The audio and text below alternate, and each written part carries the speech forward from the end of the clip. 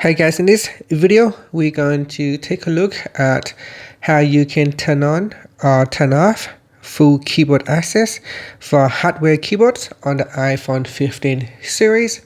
First, let's go back to the home screen by swiping up at the bottom of the screen. From the home screen, tap on Settings.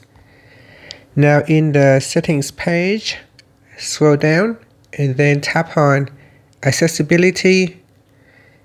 Next, we scroll down and then tap on Keyboards.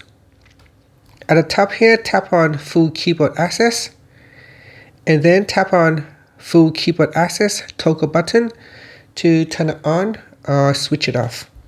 Now when you switch it off, it asks you, are you sure you want to turn off full keyboard access? Just tap on the yes button and that's it. After that, you can swipe up to go back to the home screen. Thank you for watching this video. Please like and subscribe to my channel for more videos.